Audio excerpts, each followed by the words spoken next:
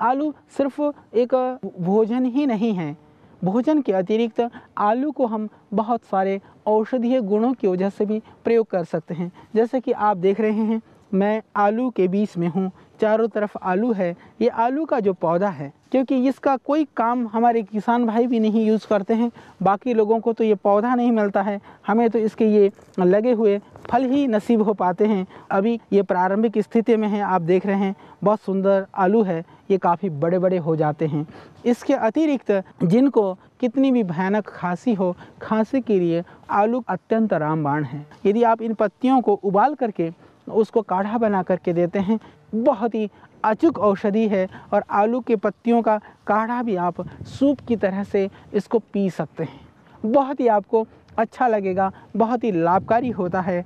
इसके अतिरिक्त जिनको बहुत ज़्यादा खुजली हो, एक्जिमा हो, वहाँ पर भी, हालांकि यूनानी मत के हिसाब से आलू को ही खुजलीकार माना गया है। यूनानी के जो लेखक हैं वो कहते हैं कि ये आलू खून को बिगाड़ता है, परंतु हमने देखा कि यदि आपको खुजली और एक्जिमा है, इन आलू के पत्तियों को पीस करके उसके रस को बार बार उसमें लगाते हैं, तो उसको लगाने से एक्जिमा और दाद में इससे लाभ होता है।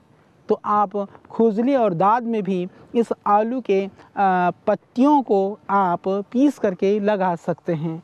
इसके अलावा जिनके मुंह में झाइयाँ हैं, कील मुहासे हैं, उनके लिए भी आलू को चंदन की तरह से घिस करके या पीस करके यदि लगाते हैं आप अपने चेहरे पर, तो इससे आप बढ़ा सकते हैं अपने चेहरे की सुंदरता। ये बहुत ही लाभकारी है। तो चेहरे की सुंदरता को बढ़ाना हो, अपनी खांसी को दूर करना हो, अपनी एलर्जिक प्रॉब्लम को ठीक करना हो, तो आप आलू का प्रयोग कर सकते हैं।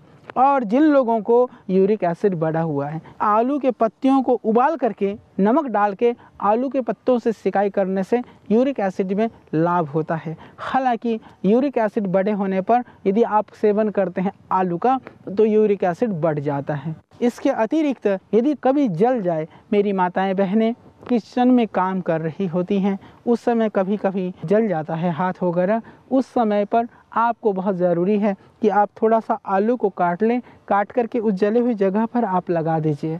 आपको दिखाई देगा कि तुरंत आपको जलन से मुक्ति मिल जाएगी। इस जली हुई जगह पर निशान नहीं पड़ेगा, बहुत ही लाभकारी है जलन के लिए। जली हुई जगह पर तुरंत आलू काट करके लगा देने से उससे ठंडक पहुंचेगी, जली हुई जगह पर निशान नहीं पड़ेगा। उसके लिए आप आलू का प्रयोग कर सकते हैं। और यदि किसी तरह से आपको बहुत ज़्यादा आर्थराइटिस है, बहुत ज़्यादा एसिडिटी है, इंडाइजेशन है, तो कृपया आप आलू के सेवन से आपको ज़रूर बचना चाहिए। बाकी सामान्य स्थिति में आप एक व्यंजन की तरह से आलू का उपयोग बिना तले हुए ज़रूर आप कर सकेंगे। जहाँ तक औषधीय गुणों की बात रही, जैसा कि मैंने बताया आपको, आलू के अंदर बहुत सारे ऐसे तत्व होते हैं, उससे मनुष्य को एक संपूर्ण भोजन के रूप में भी आदमी आलू के द्वारा अपने जीवन को चला सकता है। इसीलिए शायद आलू को फलाहार में भी स्थान दिया गया है। परंतु जैसा कि बहुत सारे जो द्रव्य हैं अपने नहीं संगत के अवगुणों से ज़्यादा जाने जाते हैं, उसी रूप में यह आलू भी है। तो आलू को तलिए नहीं, आलू को भूनिए नहीं, आलू में विविध तरह के मिर्च मसाले और दूसरी चीज़ों से आप आलू को बचाएं और आलू को आलू ही रहने दें। आलू को किसी भी तरह से आप पॉइजन ना बनने दें। कटी हुई जगह पर आलू लगाइए, सूजन में आलू के पत्ते को उबाल करके सिकाई करिए, आप उसके पोल्टिस को बांधिए। और ये पिंपल्स और झाइयाँ हैं, आलू को काट करके आप लगाइए चेहरे पर, उससे भी फ़र्क पड़ेगा। तो यह आलू इन सब कार्यों के लिए बहुत ही लाभकारी है। और इस तरह का जो आलू है जो भून करके खाया हुआ है, वो आपके शरीर को और आपकी आँखों को और आपकी आंतों को ताकत देगा। तो इसकी जो सेवन विधि है, भगवान ने जितने भी पदार्थ दिए हैं संसार में, उन पदार्थों के बहुत सारे गुण हैं।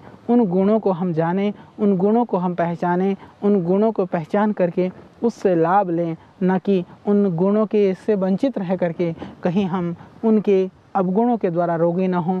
परंतु मेरे बच्चों, मेरे ये सभी युवाओं से सविनम्र प्रार्थना और आग्रह है कि चिप्स और ये जैसे तली हुई पिज़्ज़ा, बर्गर वगैरह दूसरी चीज़ें और आलू के द्वारा जो तली भुनी चीज़ें हैं, आलू के पराठे हैं, कृपा करके इससे आप ज़रूर बचें, ज़रूर बचें। वह आपके जीवन को नहीं देगा, वो आपके जीवन का हरण करेगा कि कल कहीं बहुत विलंब न हो जाए। और आज आप आलू के सेवन को करते समय आलू के गुणों का ध्यान रखें, आलू के अवगुण का भी ध्यान रखें, क्योंकि इसको विकृत करके खाने से इससे आपका सेहत विकृत हो जाएगा। विकृत करके सेवन करने से आपकी जो तंदुरुस्ती है वह विकृत हो जाएगी। इसीलिए तंदुरुस्ती को बना करके रखना हो तो इसकी जो सेवन की जो विधि है उसको सही ढंग से आप सीखिए और सिर्फ आलू को उबाल करके या भून करके या सामान्य रूप से बिना तेल की सब्जी के रूप में कभी कभी आप खाइए और आनंद से खाइए, रोगों को भी भगाइए। ज़्यादा आलू खाओगे तो फिर यूँ आलू की तरह से गोल गोल हो जाओगे, मोटे हो जाओगे, बेडौल हो जाओगे और रोगी हो जाओगे। और सही ढंग से आलू खाओगे तो रोग से भी बचोगे और आहार की पूर्ति भी हो जाएगी। जिस आलू ने आज भी लाखों लोगों को जीवन और रोजगार दिया है वह आपको भी जीवन देने वाला बनेगा। तो आइए इसके गुणों को पहचानते हुए ये आपके ऊपर है कि अब आपको क्या करना है। कल फिर मैं आपको एक और पौधे के संदर्भ में ढेर सारी जानकारी लेकर के होऊंगा आपके बीच। तब तक के लिए आप दीजिए मुझे विदा।